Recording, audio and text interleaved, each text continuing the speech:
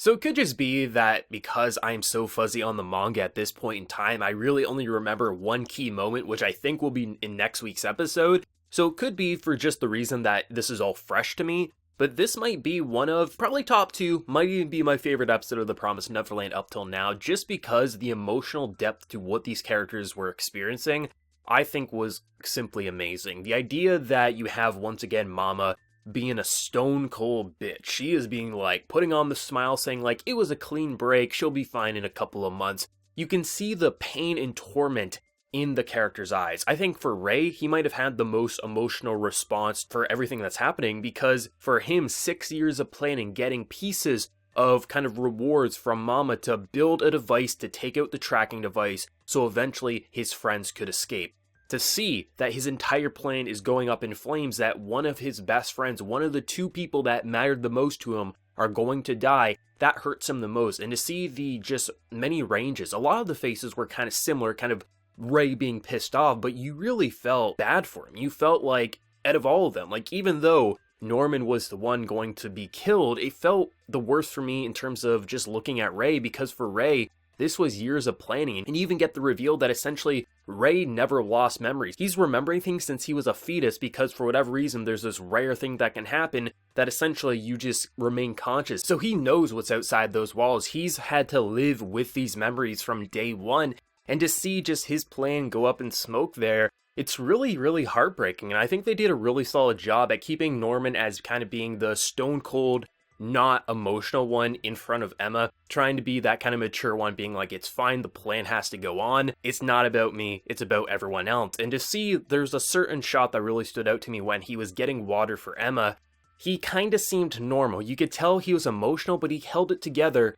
And then after the tap turned on, he just broke. He just couldn't deal with the thought of being killed like anyone. It doesn't even matter that he's a kid, it's just, imagine that. Tomorrow's your last day, because your mother, who you thought for all your life loved you, is going to sell you out to demons. I think just seeing the emotional range for our central three was really impressive. Ray had that emotional response. Norman had the emotional, kind of sad and kind of trying to put on the brave face response. And then Emma just couldn't accept anything and just realized that, hey, what if we break Ray's arm? If we break Ray's arm, they can't ship him out because they need the harvest to be perfect. There's a reason that Emma can't be shipped out. Her leg's broken. They want to keep their minds and bodies perfect for when they're shipped out. If Norman was to escape, Ray would be the next in line, but if Ray's damaged too, she would have to wait.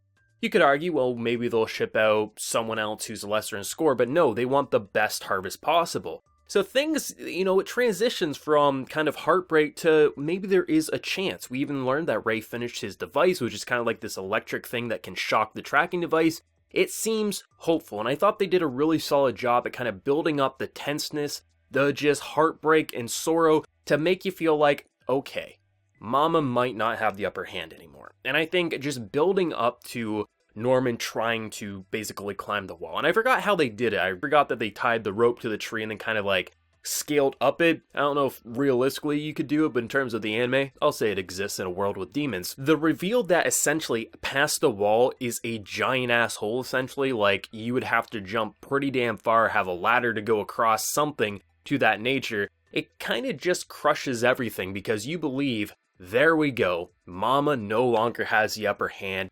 We got the brave face on. Ray was probably ready to take a hammer to his arm. It would have been the ultimate trump card. And then you just see Norman come back. And I think that's what is really amazing about this show, is that even when Mama isn't doing anything special to outplay them, there's still things that they can't predict. Like over the wall, it's not just trees and sunshine and rainbows.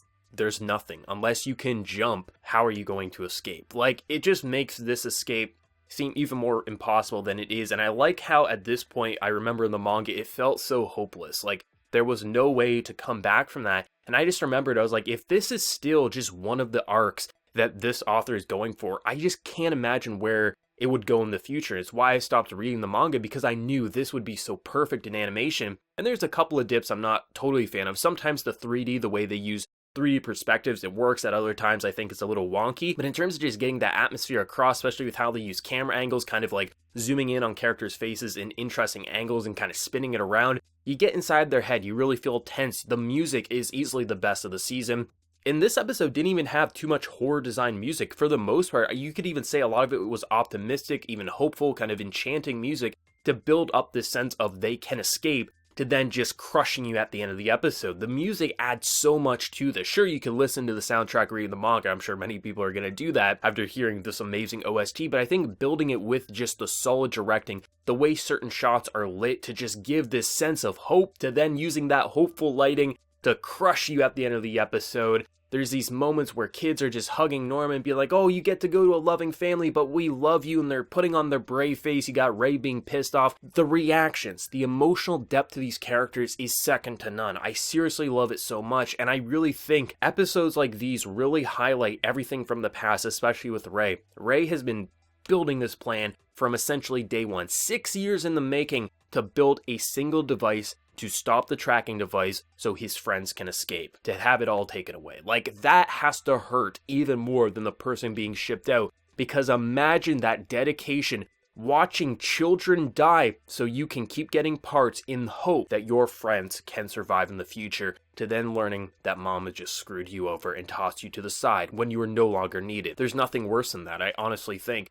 And I just really love this episode, not even just because I don't remember a lot of the details. I just thought, in terms of being personal and really getting inside the Central Three's head, I think this was the best episode for that, because it matches their characters as a whole, kind of raised rage and kind of determination to outplay and outsmart the other. You got Norman putting on the brave face for Emma, doing everything for Emma's sake, but secretly being pretty terrified in his own right, and Emma's almost optimistic nature of finding a way to outplay an impossible situation by kind of coming up with the shattering of the bones to basically stop them from being harvested, as Norman kind of waits in the forest or somewhere else like that. I think it just really went into their psyche. I thought the conversations, the reveal about how Ray kind of like knows about certain things, it did a lot. It answered a lot. It was primarily just conversations, but this was some of the most terrifying and intense sequences in this show, even past some of the most horror design stuff like in last week's episode, because this feels real. It feels like one of our central three is about to die. And to have that hopelessness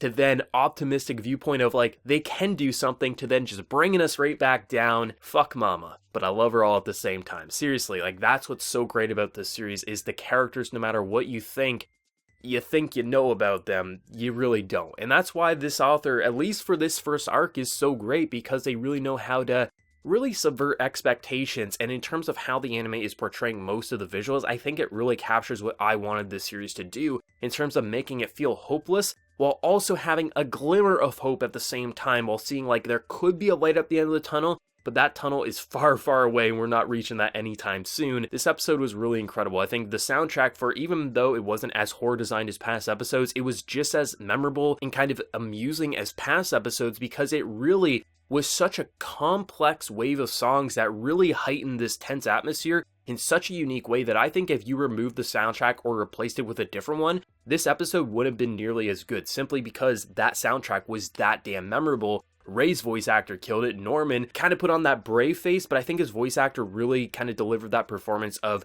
you understood that he was bullshitting, but even in the face that everyone knows he's scared, he's still trying to be kind of brave and heroic. I think that was really nice, and just, goddamn, this series is good. I'm a little sad that we only have a few episodes left. I'm sure we'll get more seasons though, so I mean, it's not going to be the end for all time, but to only have 3 more weeks of this before we have to wait for a season 2, that's going to be pretty sad. But I am glad that I'm so fuzzy on details, because it has been amazing to watch this show. Seriously, I am just loving it. Episode 10, if I remember what I think I know, is going to be pretty damn crazy, and 11 and 12, I don't even know where the hell they're going to go. Though I have to say, in terms of Mama, she might be one of the most terrifying characters in all of anime. Definitely the scariest in this anime, at least. I mean, even when you look at the demonic creatures, the way she can smile and nod in the face of supposedly the children that she loves, but still can sell them out, she's terrifying. She's horrible, she's despicable, and her character design is so opposite to her personality, and that's what makes it so perfect. When I compare it to all the anime that I've seen, she truly feels like one of the most stone cold and fearful characters I've ever seen, and I think she's even more terrifying than what I remember in the manga. Even though she had some killer reactions in the manga, just the way the voice acting sounds so perfect, like a mother. She sounds motherly and lovable, and even when she does these horrible things, she doesn't act like the cliche anime villain of laughing in an evil manner. She feels like she just believes in what she's doing. She's like, you're fine, you're gonna be killed, but it's fine, you'll have a happy life until you die, and the demons eat you, but you're fine. That voice acting and the casting is some of the best this season. You casted Mama flawlessly in Japanese, and the reactions and the detail of this character, easily one of the most fearful characters I've ever seen in anime, and I don't think I'm going to be the only one feeling that. Mama is scary, she's frightening, and that's what makes her so damn good, and I think, like I mentioned, I think it was last week, she might even be better than Crone in the anime for me, and I loved Crone, but Mama, she's just terrifying in this series. I love it. But let me know what everyone thought of this week's episode of The Promised Neverland, the heartbreak and soul-crushing defeat of our Central 3. Where do you think the shipment's gonna go next week? Let me know. And be sure to like the video if you did enjoy, and also hit that subscribe button if you're new around here. But until next time, everyone, please take care and have a good one.